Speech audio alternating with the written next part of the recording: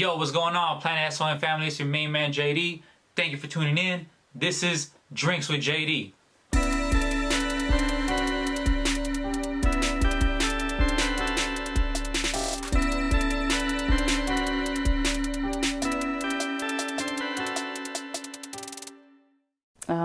My mom is the Saguayo, my dad is the Guadalajara. Oh, that's what I'm talking about. And when did they come over here to the United States?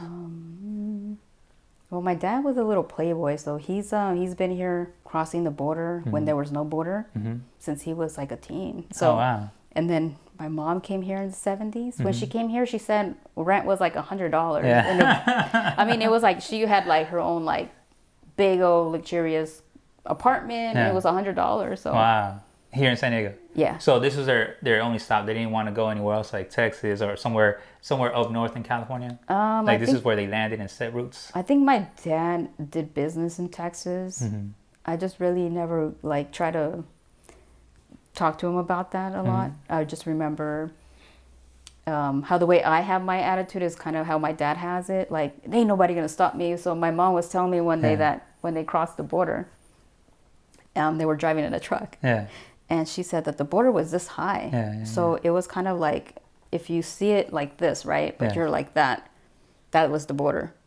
And so people would just cross. Wow, just like that. And just come over. And so that was around the 60s, 70s. And my dad was in a truck, and he was like, I'm not going to leave my truck here. So he just ran over the fence.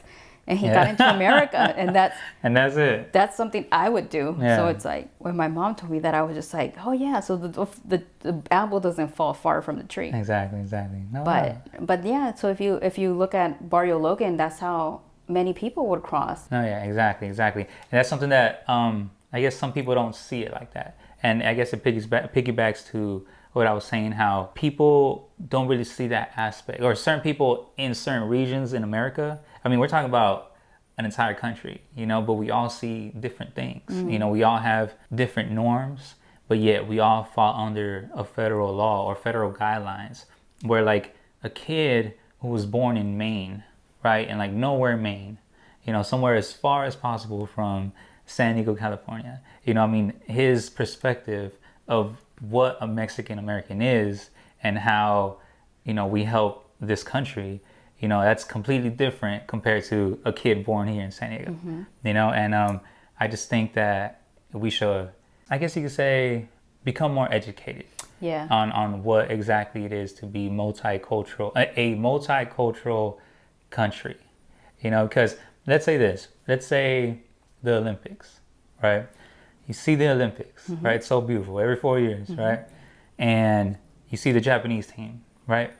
Those people are Japanese, and they have a certain distinct look to them, right?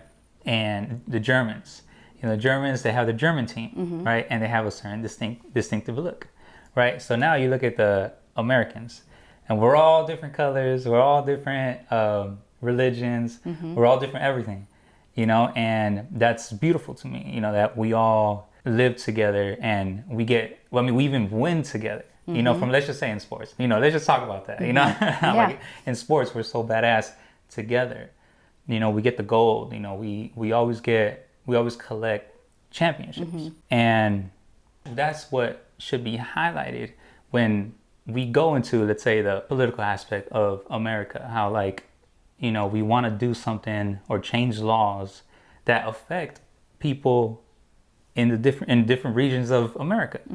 It's like, well, just because it benefits you doesn't mean that it benefits the other culture. So I just think we should become more educated. As a country. And it's hard because it's like, I mean, to categorize yourself. I mean, exactly. Like politics, it's like, like there's that famous comedian that was saying like, sometimes, I mean, even Joe Rogan was talking about it, that sometimes you're a Democrat, and then sometimes you're a Republican, and then sometimes you're just independent, because you have all these different ideas, and you just can't always like agree to like one category. For sure. I mean, yes. I mean, we're trying to find a utopia here in this amazing country that we're a part of, But I'm just happy that overall we're San Diegans and we get it. Yeah. Right? Yeah. Well, born and raised, right? Right, there you go. go. Were you born here? I was born in Los Angeles. Oh, and nice. then when I was 4 years old, three, 4 years old, my father moved us to Golden Hill, and that's where I was raised in Golden Hill. Do you remember anything about LA? I remember earthquakes. Mind you, I was 4 when we moved. I remember earthquakes. I remember, we lived in El Monte, and it's kind of like East Los Angeles, and I remember earthquakes. I remember I got a little scar here when I was on my skateboard. I don't know, it's under my beard, but but I still got the scar, But yeah, when I was 4 years old, we moved to Golden Hill, and that's where I grew up, in Golden Hill. East LA, man. That's where all the famous fighters come from. Oh, really? Okay. Well, Mike Beltran, Oscar De La Hoya. You're right. Cheech and Chong. There you go.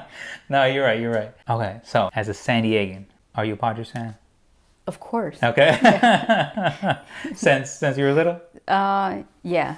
Well, I always had my baseball. Yes. My baseball cap everywhere. I always wear it. They always called me the girl with the hat. Yeah. The Padre hat. Yeah, they all thought I was bald or something. I would always just wear a hat. And it was just like, no, I'm shy. I just don't want to see anyone. Yeah. So with me wearing a hat, I thought it was invisible. No doubt. Now, were you a Chargers fan? No. Okay. Now, were you, or no? Are you not now? No. Okay. No, You didn't care about football? mostly my brothers were into football. I was more into baseball. I mean, my favorite of all time for San Diego Padres is Gwen. Of course. Tony Gwynn. That was my favorite. The legend, right? Yeah. So that was my homie. No, I'm kidding. I always wanted to meet him, but man. I mean, who wouldn't want? Like everybody. That was like everybody's hero in San Diego growing up. Yeah. Right? That was someone that was like, man. So then I said, if I have a little girl, I'm gonna name her Gwen. There you go. Oh, that's beautiful. So I was like, number 19. That was there you like, go. I was always number 19 growing up. So it was just like, that's me. Of course, that's awesome. Shout out to Tony Gwynn. Rest in peace, right? Yes, rest in peace. Well, we're highlighting how you were into sports, right? So when did the love of MMA come in?